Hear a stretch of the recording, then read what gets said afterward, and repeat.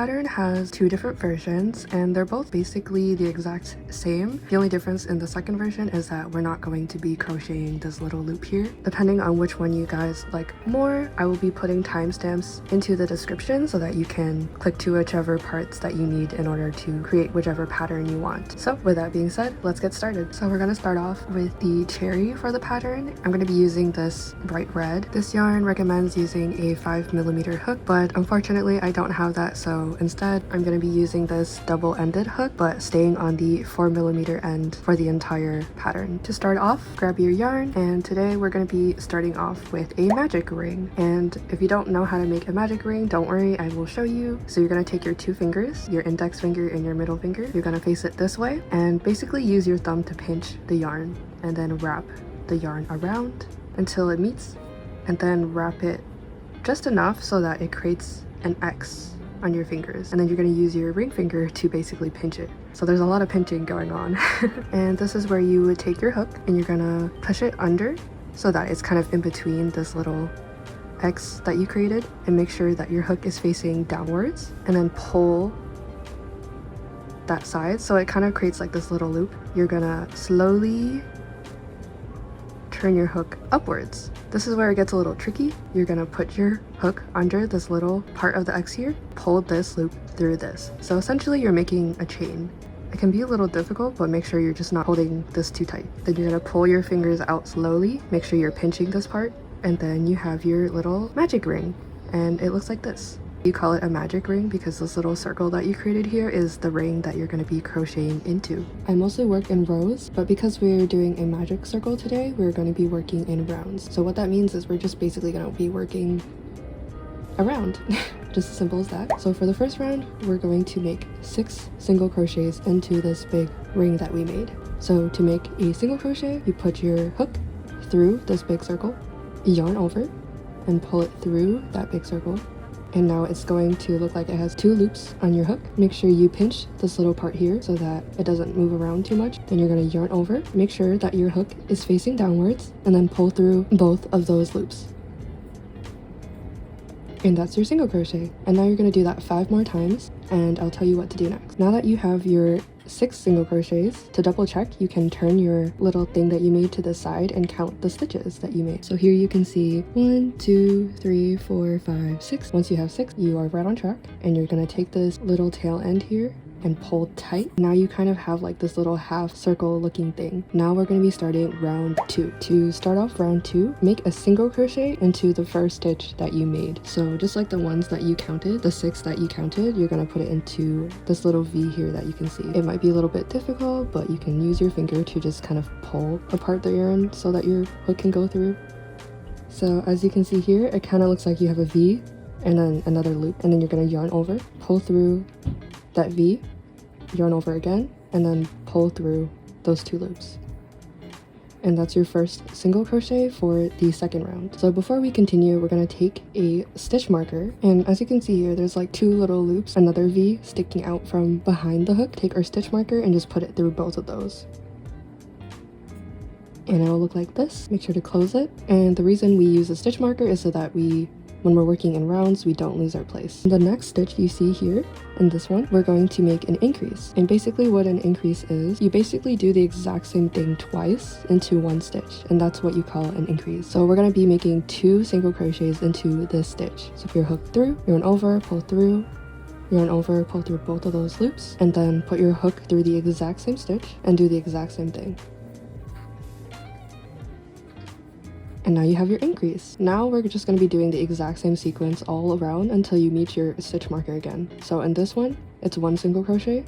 In this stitch, it's 2 single crochets, and you just keep doing it until you're right next to the stitch marker here. So once you finish that, you should have 9 stitches in total, and you can count all the stitches you have just to make sure. Now we're finished round 2, and now we can move on to round 3. And round 3 is very easy. You're just going to crochet into every single stitch, and you're going to end up with the same amount of stitches, which is 9. But make sure you put your stitch marker, and then do 1 single crochet into every single stitch. So as you can see, our little cherry is starting to form, and for the next 2 rounds, we're just going to repeat what we just did. For round 4, we're going to make a single crochet, put our stitch marker back in, and then in the next stitch make an increase, meaning 2 single crochets, and then 1 single crochet, and then 1 increase, and then 1 single crochet, and then 1 increase. After you meet your stitch marker, you're going to make 1 single crochet in every single stitch again, just like what we did before. At that point, you will have finished round 5, and you should have 13 stitches in total. So I'll meet back with you guys and I'll tell you guys what to do next. So now that we've finished round 4 and 5, we're going to move on to round 6. And round 6 is where we start doing our decreases. And basically what a decrease is you stitch 2 stitches together, and I'll show you how to do that. So first, take your stitch marker out, and we're going to start by doing 1 single crochet into the next stitch. Put your stitch marker back in, and now we're going to do our decrease. So to make a decrease, you basically start off the same as when you're making a single crochet. You put your hook into the stitch, pull up a loop, and instead of finishing it like you usually would, you put your hook back into the next stitch. So you're going to have 3 loops on your hook. What you do is yarn over, pull through 2 loops, and yarn over, pull through the rest. And now you have your decrease. So now we're going to repeat that sequence all the way around, where you'll do 1 single crochet into the next stitch, and into the next stitch you're going to do a decrease. So in case that's a little confusing, I'll do that one more time. So first, start off by making a single crochet into the next stitch, and then to make your decrease, put your hook through the next stitch, pull up a loop, and don't finish the single crochet, but put your hook through the next stitch. And then pull up a loop, and then your hook should have 3 loops. Yarn over, pull through 2, and then yarn over again, and then pull through those last 2 loops. And then do the same thing all the way around until you meet your stitch marker. I'll tell you what to do next. Okay. Now that we've finished our single crochets and decreases, for the next few rounds we're just going to be decreasing, so we don't really need the stitch marker at that point anymore. But before we take the stitch marker out, we're gonna stop here. I'm just gonna take my hook out, pull up a loop so I don't lose my place, and this is where you take your stuffing and you're going to put it in through this hole. And I like to put in little bits at a time because the hole is very small, and just keep stuffing it until it's to your liking. So now that the cherry is full to my liking, I'm going to take this stitch marker out, and with the loop that I made, I'm going to put my hook back in, and from now on we're just going to keep decreasing until we close the entire opening. So I just finished my last decrease, and as you can see there's still a tiny little hole here, and what I like to do is I stick my hook through that little stitch, and then I do a slip stitch. So in order to do a slip stitch, you yarn over, pull through that little stitch, and then you're going to see 2 loops on your hook, and you're going to pull this first one through the second one. And then the last thing we're going to do to finish off this cherry is chain 1 to make sure that it's secure, and then you can cut off your yarn and just leave like a decent amount. You don't really need to leave too much because we're going to be cutting it off later anyway. And now you take your hook and just simply pull. And once again, pull tight, and now you have your first cherry. So with this end, what I'm gonna do is take my yarning needle. I just kind of create like this little loop here, and then I push it through because that makes it a lot easier. And then I pull through that one end. And then what I'm gonna do is look at the top, and you can kind of see like a little hole here, or a little gap. You're gonna stick it through and stick it all the way through until you find like the little center here. There you go. And then you're gonna push it all the way and then pull the yarning needle out. And the reason I do this is so that the end that was originally on top, it's right beside this. When we come back to it, we can just like tie it off and then cut it off, and it's a lot easier that way. Now we have our cherry, and we're gonna put that aside and start our next one. All you have to do is repeat all the steps to create your second cherry. Now we can move on to the leaves. So now that you've finished both your cherries, you're gonna take one of the cherries that you made. What you're gonna do is take your hook, basically push it into the very top stitch. It'll be a little tricky at first, but you just kind of have to poke around until it eventually goes through. And once your hook is through the very top of the cherry, you're going to take your green yarn and basically make a loop like this. Take your hook, put it through. You're going to pull that loop that you made through the cherry, and now you're going to have a little loop here. And you're going to take your yarn, and you're basically gonna do a chain. So yarn over, pull through that loop, and make sure it's tight. What you're gonna do next is chain 18. Yarn over, make sure that your hook is facing downwards, pinch this little tail here, and pull through. And now you're gonna do that 17 more times. So now what we're gonna do is skip one chain, and it's gonna be this one that's closest to the hook. Put your hook through this chain right here. We're going to slip stitch. So yarn over, pull through, and then pull through again.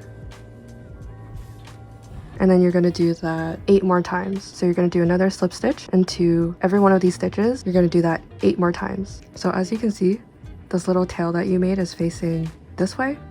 We're gonna turn it so it's facing towards the left. And we're gonna be working into each stitch this way. So the first thing you're gonna do is single crochet into this first stitch right here. And into the next 2 stitches, we're gonna be making a double crochet. So to make a double crochet, you yarn over and then put your hook into the next stitch. Yarn over again, pull through, yarn over, pull through 2 of these loops, and then yarn over again and pull through whatever is left on your hook, so these 2 loops. And that's how you do your double crochet, and you're going to do the exact same thing into the next stitch. Now we're going to be doing a treble crochet. So to do a treble crochet, you're going to yarn over and then yarn over again, and it's going to look like you have 3 loops on your hook. And then next you're going to put your hook through the stitch, yarn over, pull up a loop, and now it's going to look like you have 4 loops on your hook. So to complete the stitch, you're going to yarn over, pull through 2, yarn over, pull through 2 again, and then yarn over, pull through 2. Repeat the treble crochet into the next 2 stitches. Now for the next 2 stitches, we're going to be doing what's called a half double crochet. Do the same thing as a double crochet, yarn over, and then put your hook through the next stitch, and then yarn over again, pull through, and then yarn over, and this time you're going to pull through all 3 of these loops. And there you have your half double crochet. Make sure you pull tight, and then you're going to do another half double crochet into the next stitch. And in this very last stitch here, you're going to do a single crochet. Now you chain 1 and turn your work.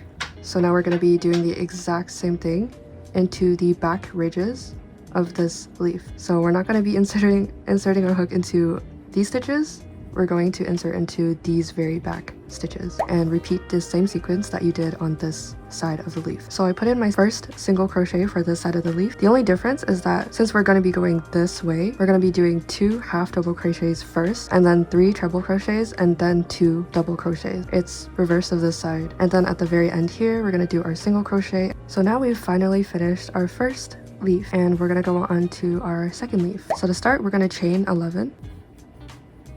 And just like the other leaf, we're going to skip this first chain right here and slip stitch into the one right next to it.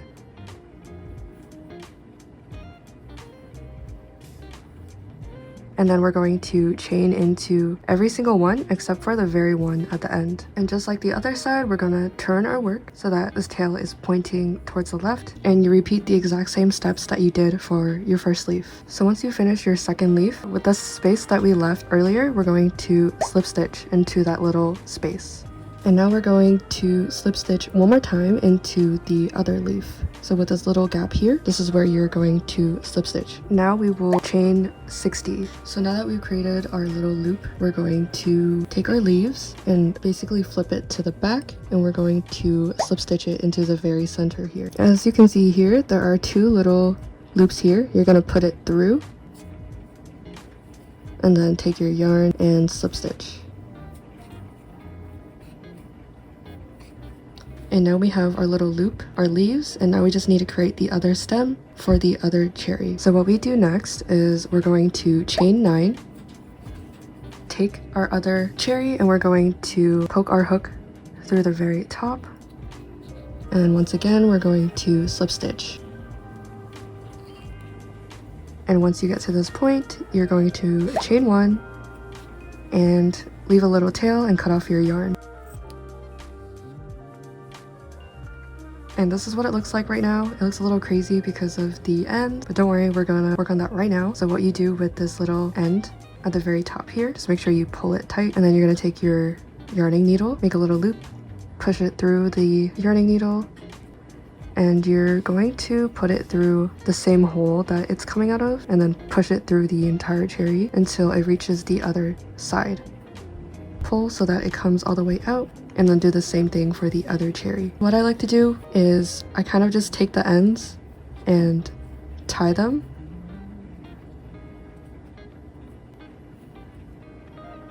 And then I alternate which ends I'm using to tie. And then I snip the tails off. And with the little bits peeking out here, I just take the yarning needle and kind of push it in. And now you have your little cherry. So the way that you tie it on is you take this little loop and then you put it around, basically push the cherries through. And then it should create this little loop. So for version 2 of this pattern, you're actually going to do the exact same thing as version 1, but instead of making 50 chains for the little loop, we're going to skip that and just go straight into making the stem for the other cherry. So instead of chaining 50, you're going to chain 9. And now you're going to take your other cherry and do the same thing as the other pattern where you poke your hook through the very top of the cherry and then slip stitch the stem onto the cherry. Then chain 1, leave a bit of yarn, and then cut your yarn. And to tie off the ends, you're going to follow exactly what I did in the first pattern. So to finish off these cherries, we're going to take 2 pliers or chains, and then we're going to need a key ring. So as you can see here, I like to have 2 different sizes for my chains. So first we're going to take the bigger one, take your hook and basically poke the very top of the leaves in the center, and this makes it easier so that you can take the chain and just put it through. Typically you want to hold your pliers like this, and as you open the chains, you want to open it like this. I'm kind of just like using a twisting motion. You don't want to open it this way because then that could break the chain, and that's not what we want. So make sure that you're pulling it this way, if you know what I mean. With this bigger chain, I'm going to go back to the hook and then put it through the exact same stitches that the hook is through. So once that's through, I take my hook out, and then you can close this up first. So like I demonstrated earlier, you're going to use kind of like a twisting motion to close the ring, and as you're closing the ring, you want to make sure that there's no gap when you close it. And then you're going to take your smaller chain. Since mine are already like pre-opened, I just stick it right through and then go back in with your pliers and then close it in the same motion. And now we have 2 chains, and you're just going to keep doing this until you have your desired length. Once I have the length that I want, I go back in with another medium-sized chain and take your key ring, put it through. Now that your keyring is through the chain, you're going to go back and then close off that chain. And now you have your cherry keychain. So now we have our final product. We have our first version of the cherry keychain with the little loop, and we have our second version with the keychain. I would love to know which one you guys like more, and if you try out this pattern, I would love to know how it worked for you and what it looked like. So if you end up following this pattern, definitely take a picture and post it on your social media and tag me at Projects by May on Instagram, and I would love to repost your creations. I hope you guys like it. That brings us to the end of the video. I'll catch you guys in the next one. Bye!